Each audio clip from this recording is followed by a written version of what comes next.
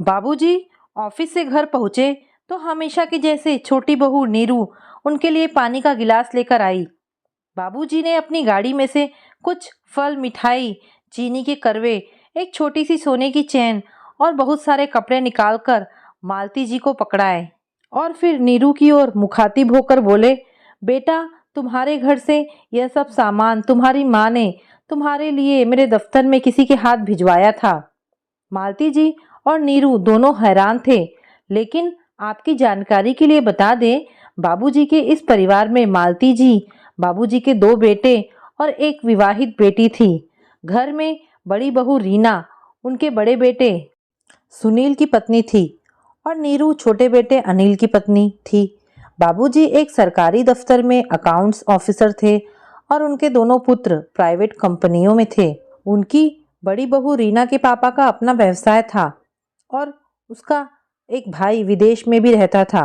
हर त्योहार में और त्योहारों में ही क्यों, बिना वजह भी उसके घर से उपहारों की भरमार लगी रहती थी।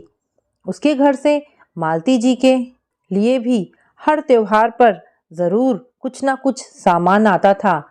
अनिल ने बीकॉम जयपुर के किसी कॉलेज से करी थी, इसलिए वह वहाँ की एक हॉस्टल में रहता था और वहाँ ही उसकी मुलाकात नीरू से हुई थी और उन दोनों ने शादी के बंधन में बंधने की अपनी इच्छा जब अपने माता पिता को बताई तो बाबूजी को तो कोई ऐतराज नहीं था, लेकिन मालती जी अपने घर एक ऐसी बहू की इच्छा रखती थी जिसका परिवार रीना के परिवार से भी ज़्यादा संपन्न हो। आखिर उन्होंने अपनी बेटी को भी तो दहेज में बहुत कुछ दिया था। बस इसी कारण मालती जी को नीरू के साथ अनिल का विवाह करना पसंद नहीं था, लेकिन बाबूजी के सामने किसी की भी नहीं चली और नीरू विवाह होकर घर में आ गई। नीरू के घर में उसके पिता की मृत्यु हो चुकी थी। भाइयों ने अपनी बहन को पढ़ा दिया, इतने में ही उनके कर्तव्यों की इतिश्री हो गई थी।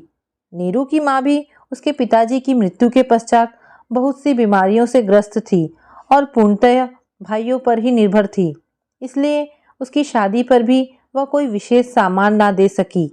अब क्योंकि 3 दिन बाद करवा चौथ था और रीना के घर से करवा चौथ के उपलक्ष्य में बहुत सा सामान आया था, तो मालती जी यूं ही बड़बड़ा रही थी कि छोटी बहू के घर से अगर शगुन का सामान भी नहीं आया तो घर में यह कोई अच्छा लक्षण तो नहीं होगा। बाबूजी देख रहे थे कि रीना के घर से सामान आने के बाद से ही नीरू बेहद चुप और सहमी सी हो गई थी। आज जब बाबूजी ने करवा चौथ का सारा सामान मालती जी को दिया तो नीरू बाबूजी की ओर प्रश्नवाचक दृष्टि से देख रही थी। वैसे ऐसा पहली बार नहीं हुआ था, क्योंकि जयपुर से नीरू के भाई वगैरह तो नहीं आते थे, लेकिन ऐसा कई बार हुआ है कि उसकी मम्मी जयपुर से दिल्ली आने वाले किसी भी रिश्तेदार या जान पहचान वाले के हाथ कभी मिठाई या फल नीरू के लिए भिजवा दिया करती थी।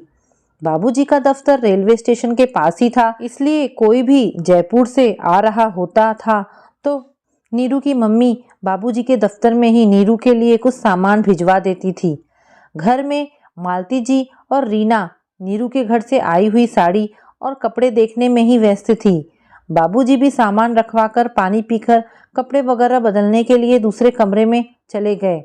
नीरू ने वहां जब उन्हें अकेले खड़े हुए देखा तो उसने बाबूजी से कहा, मेरी आज ही माँ से बात हुई थी, वह भी बेहद दुखी थी और कह रही थी कि मैं तुझे कुछ भी भेजने में असमर्थ हूँ। कोई भी भाई आना ही नहीं चाहता।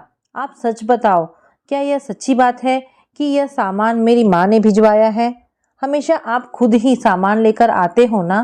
बाबूजी ने मुस्कुराते हुए उसके सर पर हाथ रखा और कहा, तुम अब हमारी बेटी हो। बेशक यह तुम्हारी मम्मी ने नहीं भिजवाया, लेकिन इतना तो निश्चिंत है कि तुम्हारी मम्मी तुम्हारे लिए यही सामान भिजवाने की इच्छा जरूर कर रही होगी। तो पिता होने के नाते यह सब तो बनता ही है ना। जाओ वहां जाकर अपना सामान संभलवाओ और इस बात का ध्यान रखो कि तुम भी मेरी बेटी हो। आंखों में आंसू लिए नीरू खुद ही अपने मायके से आया हुआ सारा सामान देख रही थी। तो दोस्तों, ये कहानी आपको कैसी लगी? अगर आपको कहानी पसंद आई हो तो प्लीज़ इसे लाइक एंड शेयर करें। धन्यवाद दोस्तों।